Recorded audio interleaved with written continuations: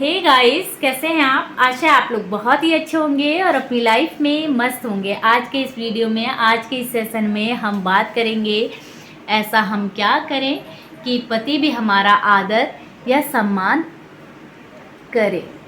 ऐसी कुछ टिप्स हैं जिनको अगर हम फॉलो करेंगे तो हमारे हस्बैंड हमारा सम्मान, हमारा आदर, हमारी केयर, हमें इम्पोर्टेंस देना हमेशा ध्यान रखेंगे। मतलब उनकी ज़िंदगी में वाइफ की क्या अहमियत है वो कभी नहीं भूलेंगे। तो कुछ बातें हैं जिनको हम ना आम समझते हैं, लेकिन वो होती बहुत ख़ास है और हम इन बातों को हम फॉलो नहीं करते हैं। इसी की वजह से हमारे हस्बैंड हमारा ख्याल, हमारी डिसरेस्पेक्ट कर देते हैं। मतलब ख्याल नहीं रखते या फिर हमारी डिसरेस्पेक्ट कर देते हैं। जैसे कि अपनी आदर ना सबसे पहले खुद करना सीखिए, अपनी रेस्पेक्ट खुद करना सीखिए, अपना ख्याल आप खुद रखिए। सबसे पहले होता है ना, जब हम खुद का ही ख्याल नहीं रखते हैं तो अगला बंदे से हम कैसे उम्मीद कर सकते हैं कि वो हमारा ख्याल रखे। सबसे पहले इंसान को अपना ख्याल खुद रखना चाहिए, तब दूसरे से उम्मीद करें कि वो भी हम पे ध्यान देगा। वो तब ध्यान देगा ना, आपने खुद देखा होगा किसी भी आम चीज़ पर हम ध्यान नहीं देते हैं, लेकिन कुछ चीज़ खास होती है जिस पे हमारा ध्यान टिक जाता है। तो ठीक उतना ही खास अपने आप को बना लीजिए। और जो अगली बात है, हमेशा अपने चेहरे पे स्माइल रखिए। ऐसा ना हो कि हर वक्त आपके चेहरे पर ना 12 बजे हुए हैं। पति के लिए भी खास नहीं रहेगा फिर, क्योंकि 12 तो बजे ही रहने हैं आपके चेहरे पे। चाहे कुछ बात है या फिर कुछ नहीं है, घर का माहौल बहुत अच्छा है, कोई बात भी नहीं बिगड़ी है या फिर कुछ बात ऐसी वैसी नहीं हो रखी है जिसकी वजह से आपका मूड अपसेट हो रखा है, तो 12 बजे हुए हैं। मतलब किसी किसी लेडीज़ की ना आदत ही होती है, हमेशा ही 12 बजे रहते हैं। मतलब उन्हें खुश रहना उन्हें आता ही नहीं है, कि या फिर उन्हें किसी ने सिखा दिया है कि हमेशा अपने हस्बैंड के सामने मुंह ऐसे डाउन करके रहो। मतलब कोई स्माइल पास नहीं। मतलब हमेशा अपने चेहरे पे स्माइल रखें, ताकि आपके हस्बैंड आपके चेहरे के हाव भाव देख के समझ जाएं कि आप खुश हैं कि दुखी हैं। अब हमेशा आपके चेहरे का हाव भाव ऐसे रहेगा तो आपके हस्बैंड के लिए भी आप आम ही बन जाएंगी, क्योंकि हमेशा तो आपके चेहरे पे 12 ही बजे रहते हैं। तो हस्बैंड को भी कुछ खास फ़र्क नहीं होने वाला है, फ़र्क पड़ने वाला नहीं है। तो इसीलिए हमेशा अपने चेहरे पे स्माइल रखें। और जो अगली बात है, हमेशा अवेलेबल होना बंद कर दीजिए। हमेशा अवेलेबल ना रहिए। मतलब हर वक्त पति ने जैसे कि किसी भी वक्त आवाज़ लगाई आपको, फटाफट सारे काम छोड़ दिए, चाहे आप बच्चों को पढ़ा ही क्यों ना रही हो, चाहे आप बच्चों को पढ़ा ही क्यों ना रही हो, लेकिन आपने बच्चों की पढ़ाई को छोड़कर आप फटाफट अपने पति के पास आ गई हैं और बोलिए हाँ बताइए क्या काम है। तो इतना भी अवेलेबल ना रहिए। इतना अवेलेबल अगर हम किसी के लिए रहते हैं ना, चाहे वो हमारा हस्बैंड ही क्यों ना हो, अगर हम इतना अवेलेबल रहते हैं ना, तो हमारे हस्बैंड की निगाह में ये वैल्यूज आएगी हमारी कि इसको तो कुछ काम ही नहीं है, इसको तो जब मर्जी आवाज़ तो तुरंत आ जाती है, ये हमेशा अवेलेबल है, ये फ्री है, इसको कुछ काम ही नहीं है। तो कभी कभी ना व्यस्त होना भी जताइए। अगर आप कुछ कर रही हैं, अपने बच्चों को पढ़ा रहे हैं, तो आप तुरंत बता दीजिए कि मैं अभी आधे घंटे बाद आपको ये चीज़ दे दूंगी, मैं अभी बिजी हूँ, मैं बच्चों को पढ़ा रही हूँ। इस तरीके से आप अपना काम छोड़ छोड़ के जब हर वक्त अवेलेबल रहेंगी, तो हस्बैंड की निगाह में तो यही जाएगा, ये तो फ्री बंदी है, इसको तो कुछ काम ही नहीं है। इस तरीके की बात हस्बैंड के दिमाग में ये गलतफहमी कभी नहीं होनी चाहिए। और जो अगली बात है, व्यस्त रहना, खुद को बहुत बिजी रखिए, इतना फ्री बिल्कुल ना रहिए कि किसी की कही सुनी बातों पर इतना गौर किया जाए। अपने आप को बिजी रखना और खुद को क्रिएटिव काम में व्यस्त रखिए। जो काम आपको बहुत पसंद है आप उस काम में खुद को व्यस्त रखना सीखिए। मतलब अपने आप को, कभी भी कहते हैं कि खाली दिमाग ना शैतान का घर बन जाता है, तो इसीलिए अपने आप को कोशिश करिए कि आप अपने आप को व्यस्त रखें, आपको जो इंटरेस्ट हो उस काम में व्यस्त रहें, ताकि आप खुशी भी रहेंगे। क्योंकि अगर हम खाली रहते हैं ना तो हमारे दिमाग के अंदर नेगेटिव सोच आती है कि अरे ये ऐसा हो गया, मेरे हस्बैंड मुझ पे ध्यान नहीं दे रहे हैं, वो तो मेरी बहुत इंपॉर्टेंट समझते थे पहले लेकिन अब मुझे इतनी वैल्यू नहीं करते हैं। इस तरीके की फीलिंग आएगी और ये बिल्कुल भी फीलिंग अच्छी नहीं है। कभी कभी ना हम जो सोचते हैं ऐसा कुछ होता नहीं है, जितनी ओवर थिंकिंग हम कर लेते हैं। और ये ओवर थिंकिंग ना तभी होती है जब हम फ्री रहते हैं। इसलिए अपने आप को अगर खुश रखना है तो सबसे पहले अपने आप को व्यस्त रखना शुरू कर दीजिए। और जो अगली बात है, अपने पति को अहमियत दें। अगर आपके हस्बैंड ने कुछ काम किया हो तो उनकी तारीफ करना कभी ना भूलें। और अगर कुछ आपके घर के किसी काम में हाथ बढ़ाया हो या फिर कुछ काम ऐसा कर दिया है जो मतलब बहुत ही तारीफ़ के काबिल था, या फिर कभी कभी कुछ हस्बैंड अच्छा खाना बना देते हैं तो लेडीज़ से क्या करती हैं, बस खा लेती हैं चटकारे ले लेके, लेकिन कोई तारीफ़ नहीं करना। मतलब अगली बार से वो बंदा किचन में ही नहीं जाएगा जब आपने तारीफ़ ही नहीं करी है। किसी भी काम को, चाहे आपके सफाई के काम में, चाहे किचन के काम में, चाहे बच्चों को संभालने के काम में, किसी भी काम में आपके हस्बैंड ने आपकी मदद करी हो या फिर कुछ करा हो, ऐसा तो है नहीं कि कुछ कि हस्बैंड कुछ करते ही ना हो, कुछ भी करा हो तो उनकी तारीफ़ करना आप कभी मत भूलिएगा। क्योंकि तारीफ़ एक ऊर्जा का काम करती है और वो बंदा अपनी तारीफ़ सुनने के लिए बार बार आपकी हेल्प भी ज़रूर करेगा।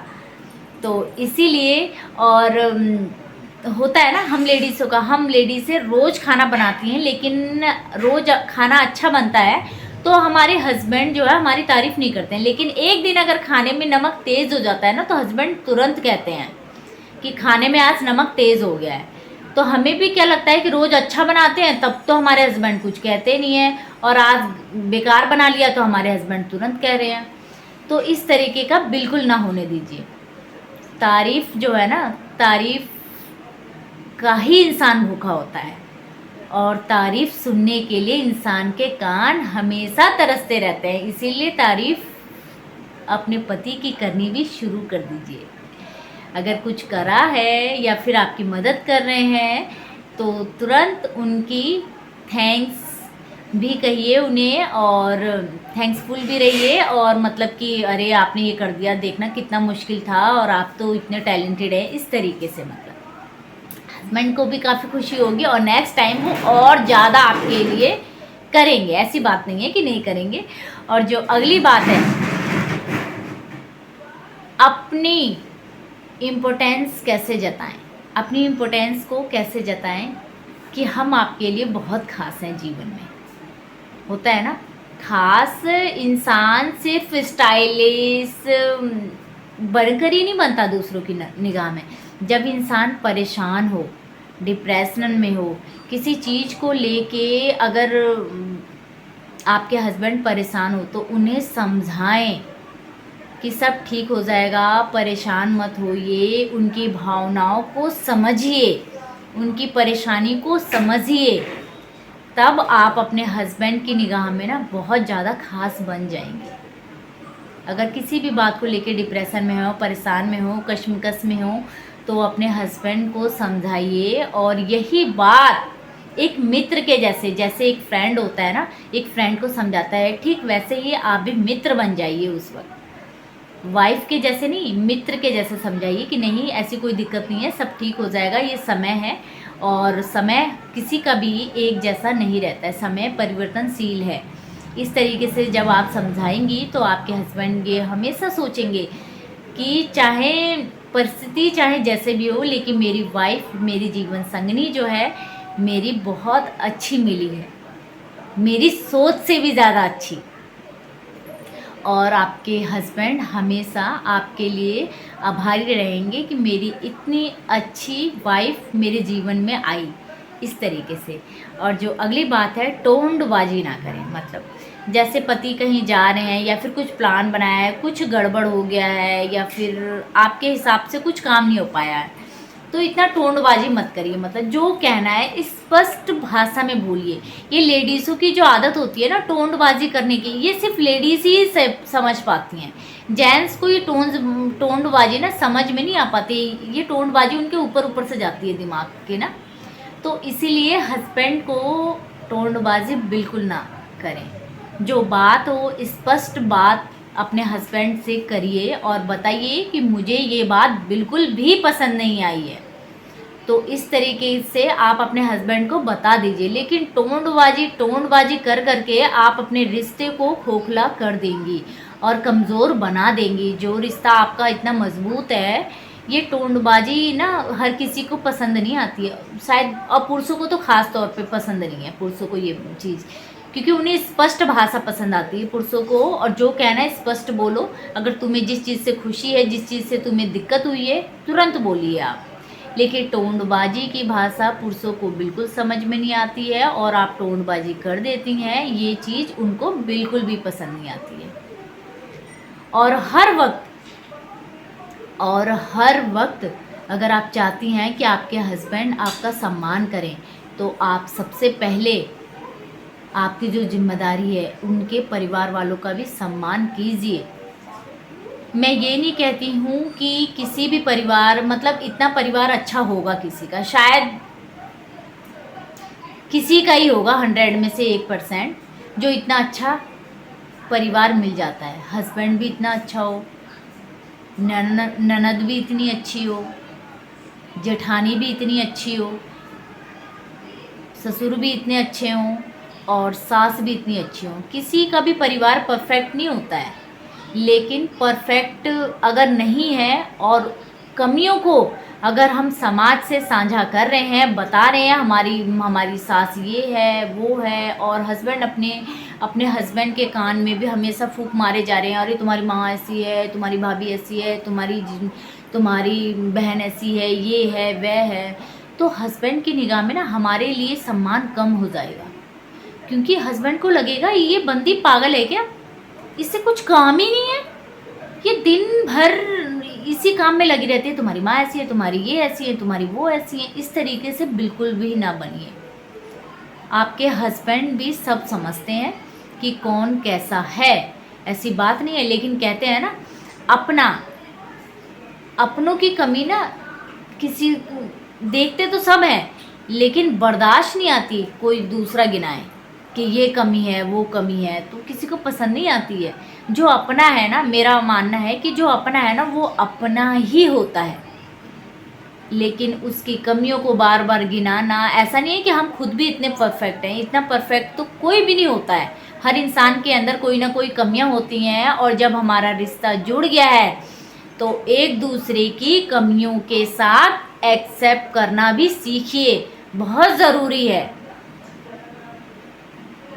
और हमेशा नज़रिया अपना पॉजिटिव रखिए। अगर कमियां हैं ना तो कुछ ना कुछ अच्छाइयाँ भी ज़रूर होंगी, जो आप इन कमियों को देखने के चक्कर में ना आप देख ही नहीं पा रही हैं, क्योंकि आपने पूरा फोकस तो अपने परिवार की कमियों को देखने में ही लगा दिया है।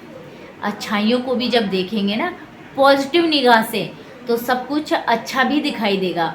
और हमेशा अपने परिवार को दूसरे से भी कभी कभी कंपैरिजन करना चाहिए, क्योंकि शायद हम ना जितना बुरा समझ लेते हैं ना अपनी फैमिली को कि ये ऐसे हैं वैसे, इतनी फैमिली होती नहीं है बुरी। जब हम दूसरे को देखते हैं ना, हो ये तो भाई ये इन्होंने तो हद ही पार कर रखी है, मतलब इनका परिवार तो बहुत ज़्यादा, तो फिर ऐसा लगता है कभी कभी दूसरे के घर को देख के कि हाँ सबसे अच्छा तो मेरा घर ही है, मेरा घर बहुत अच्छा है भाई।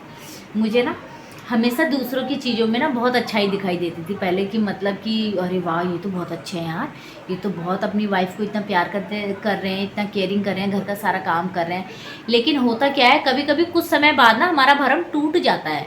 फिर हमें पता है क्या फीलिंग आती है, फिर हमें ये फीलिंग आती है कि सबसे अच्छा मेरा ही परिवार है यार, जैसा भी हो, लेकिन मेरा परिवार बहुत अच्छा है और सबसे अच्छा है। इसलिए दूर के जो डोज होते हैं ना कि उसका परिवार बहुत अच्छा है, मेरा परिवार अच्छा नहीं है, तो ऐसा नहीं होता है। उसके परिवार में भी बहुत टेंशन है, शायद जितनी टेंशन आपके घर में नहीं है। तो इसीलिए दूर के ढोल तो सुहावने ही लगते हैं, किसी ने कहावत कही है और ये एग्जैक्ट बिल्कुल ठीक है। दूसरे के परिवार ना जब तक दूर से हम देख रहे हैं बहुत अच्छा है, लेकिन नज़दीक जाके देखेंगे ना परिवार में, तब लगेगा हमें कि अरे नहीं यार, सबसे अच्छा तो हमारे ही ठीक है यार, हमारे हिसाब किताब बिल्कुल बढ़िया है। इसलिए ऐसा बिल्कुल नहीं है कि किसी के परिवार इतना परफेक्ट हो, ये बात अपने दिमाग से आप निकाल दीजिए। जब आप ये बात अपने दिमाग से निकाल देंगी तो आपका परिवार भी आपको परफेक्ट लगने लगेगा। और आप लोग को मेरी ये वीडियो कैसी लगी कमेंट में बताइएगा, और जाते जाते मेरी वीडियो को सब्सक्राइब जरूर कर दीजिएगा। और हाँ, अगर मेरी इन बातों से अगर आप सहमत हो तो सब्सक्राइब जरूर कर दीजिएगा। Bye bye my guys.